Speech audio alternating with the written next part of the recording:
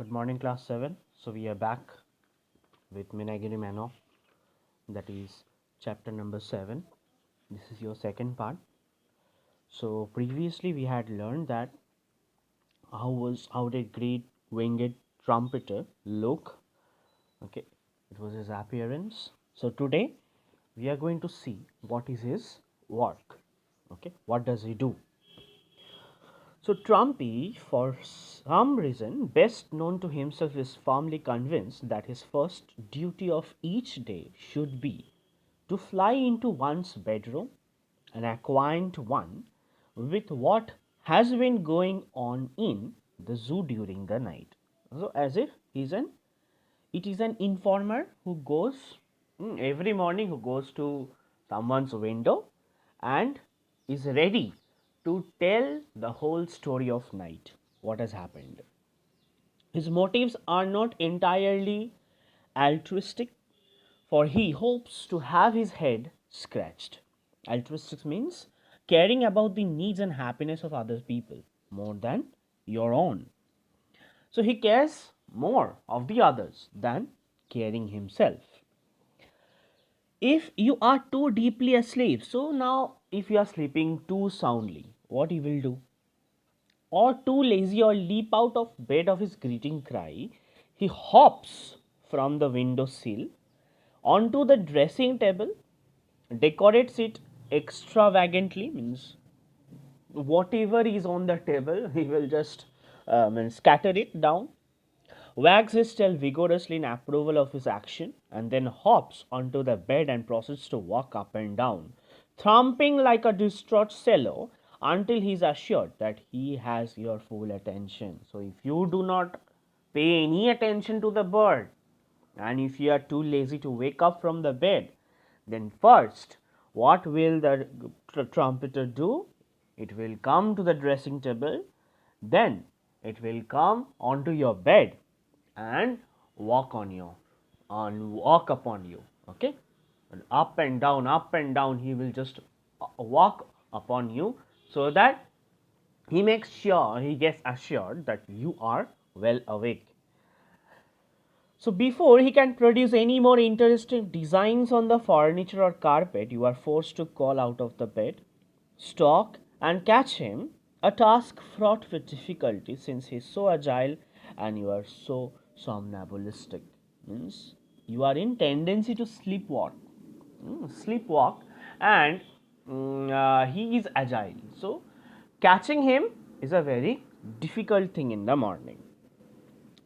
Push him out onto the window ledge and close the window so that he cannot force his way in again. So, what do? You force him out of the window and then just close the window, shut the window, so that it cannot come back again.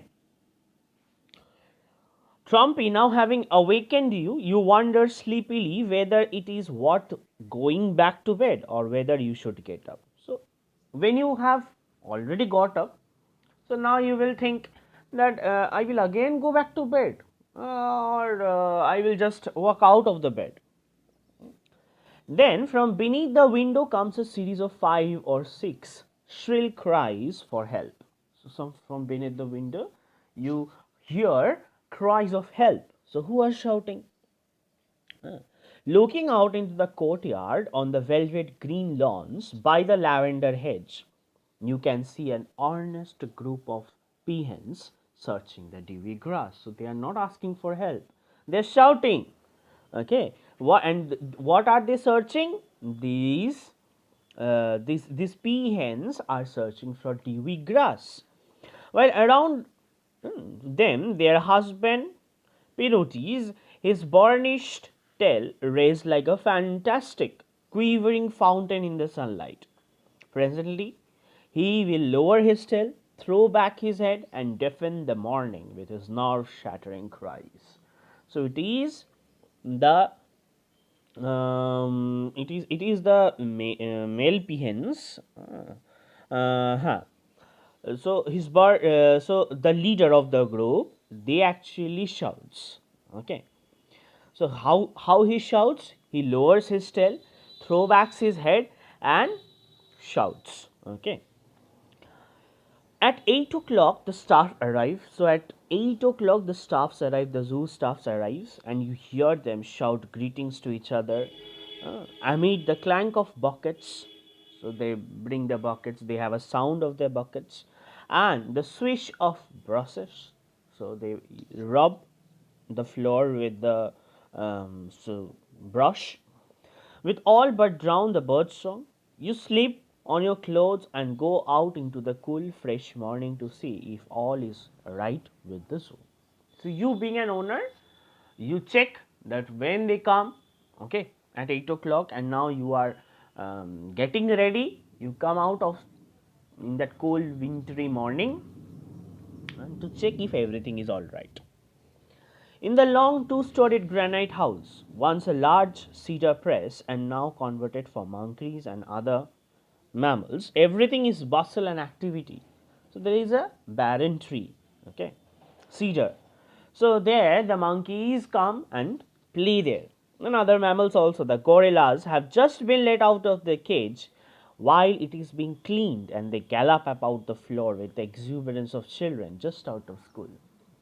So as when the last bell rings, how the students come out of the school. So in a very similar fashion, the gorillas came out of their cage when the cage was wide open and it was being cleaned, endeavoring to pull down the notices, wrench the electric heater. So what means the gorillas used to do while they used to be out of their cages when the cages were cleaned, they are not the ones who would sit at one place, right?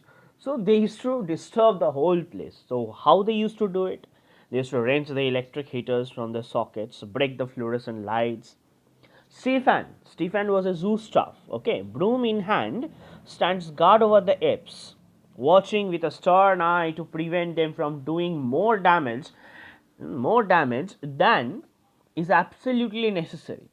Inside the gorilla's cage, Mike, rotund and perpetually smiling, Jeremy with his Duke of Wellington nose. So Mike, Jeremy, so these are the gorillas. Okay, tenancy of the previous day entailed and scattering fresh white sawdust in snowdrifts over the floor.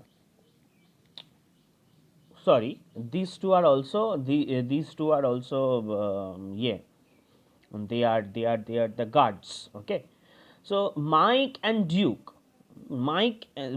Jeremy, so they are using small they are scattering sawdust, okay, in the snowdrifts over the floor. Everything they assure is all right. Nothing has developed any malignant symptom during the night. All the animals, excited and eager at the start of a new day, bustle about their cages and shout good morning to you. So all the animals shouts as if they are saying good morning to all the zoo staff. So we got three name of the zoo staff. One is Stephen with a broom in his hand. Mike, he was rotund and perpetually smiling. So each has a description. Okay, please remember it. And Duke has a nose. Duke of Wellington. Duke of Wellington nose. Okay. And sugar colored hair. Busy sweeping of the mace of the gorilla's tenancy. Means all the droppings of the animals. Now come Etam. So Etam is the name of a black celeb ape. Okay, gorilla, species of gorilla, looking like a Stanic imp. So Stanic imp clings to the wire, baring his teeth at you in greeting and making shrill chuckling noises. The woolly coated orange eyed mongoose lemurs bound from the branch to branch, wagging their long thick tails like dogs, and calling to each other in a series of loud and astonishingly pig like grunts. So these are lemur. So they are calling to each other. How they are, these are the descriptions that are needed. Farther down, sitting on the hind legs, means back legs. Hind legs is the back legs.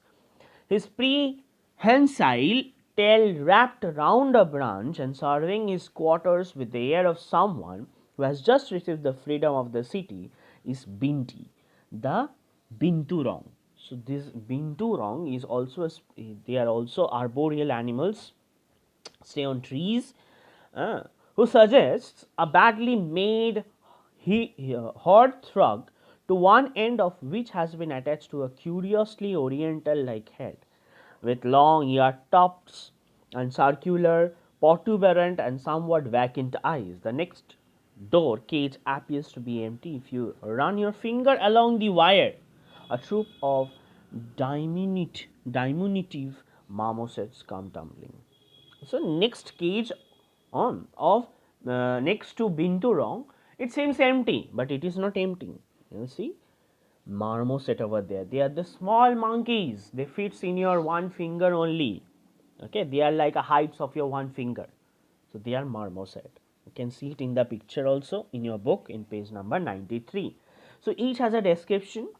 We got the description of Celibate, we got the description of Mongoose Lemur, and we got the description of Binturong.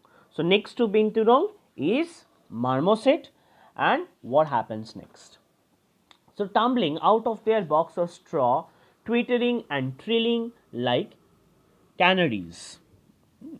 The largest of these is Whiskers. So there is a name also. The largest of the marmoset is Whiskers.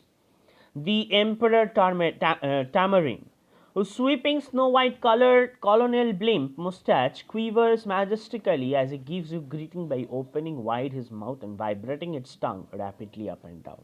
So, how does Whiskers, the largest of them, the largest of the marmoset, how does he greets?